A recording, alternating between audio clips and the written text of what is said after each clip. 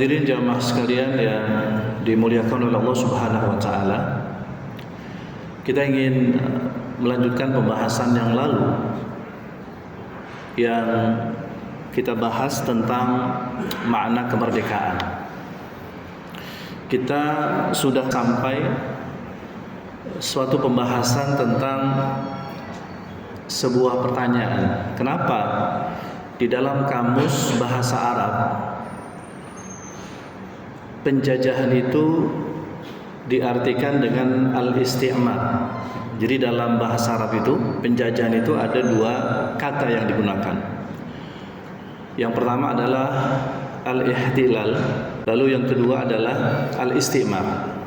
Al-istimar itu secara harfiah itu artinya adalah memberikan pemakmuran atau membangun.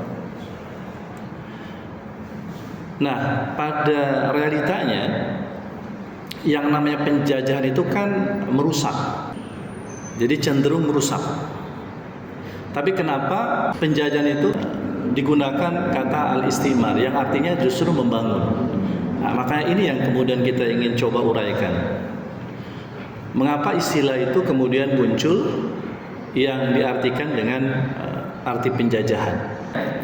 Ketika Nabi Sulaiman mendengar informasi dari burung hudhud bahwa ada sebuah negeri yang negeri itu dipimpin oleh seorang ratu, tapi salah satu minus atau kekurangan dari negeri tersebut, meskipun secara lahiriah, secara fisik negeri itu adalah negeri yang sejahtera, negeri yang memang sudah bisa dikategorikan baldatun thayyibah, tapi tidak warubun ghafur.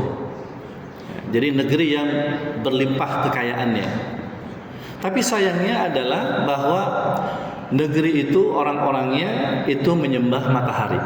Nah, inilah yang kemudian informasi seperti ini didapat oleh Nabi Sulaiman dari burung hudhud.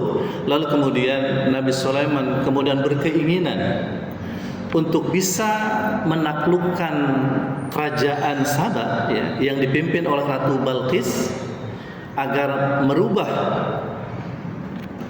peribadatan mereka supaya mereka menyembah Allah Subhanahu wa taala. Maka kemudian Nabi Sulaiman berkirim surat, innahu bin Sulaimana wa innahu bismillahirrahmanirrahim alla ta'lu alayya wa atuni muslimin.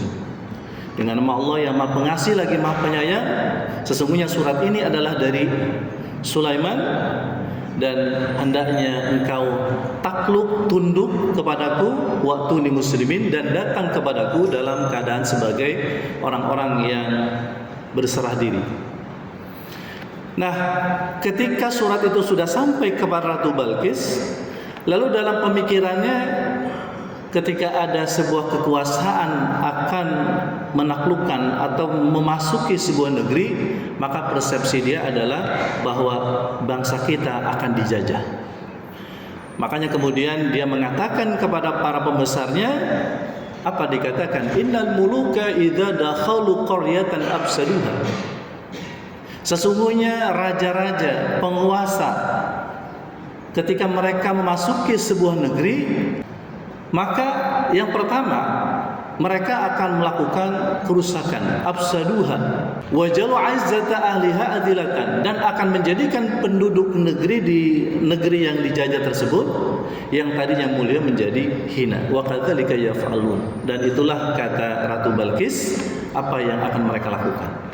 Nah, inilah persepsi yang terbangun dalam pemikiran Ratu Balqis yang ternyata pemikirannya salah. Karena Nabi Sulaiman ketika akan memasuki negeri Saba, maka tidak untuk merusak negeri tersebut, juga tidak untuk menjadikan penduduknya yang tadinya mulia menjadi hina, justru malah sebaliknya. Ya, disinilah kemudian maka muncullah sebuah persepsi bahwasanya apa yang dilakukan oleh Nabi Sulaiman kepada Ratu Balqis dan penduduknya adalah dalam rangka untuk membangun negeri tersebut. merubah keyakinan mereka, merubah peribadatan mereka yang tadinya mereka menyembah matahari, menyembah togut, menjadi penyembah Allah Subhanahu wa taala. Itu misinya. Jadi Nabi Sulaiman punya misi untuk menguasai kerajaan Sabah itu, bukan untuk menguasai negerinya, tapi untuk mengembalikan akidah daripada bangsa tersebut yang tadinya menyembah kepada togut, kepada selain Allah, lalu mereka kembali menyembah kepada Allah, Rabb yang seharusnya disembah. Hal inilah hadirin yang pernah juga disampaikan oleh seorang utusan dari Khalifah Umar bin Khattab pada saat terjadi perang Qadisiyah. Di zaman Khalifah Umar bin Khattab, perang antara kaum muslimin dengan imperium atau kerajaan Persia. Lalu seorang sahabat Nabi yang bernama Rabi bin Amir At-Tamimi menghadap Rustum, panglima Persia.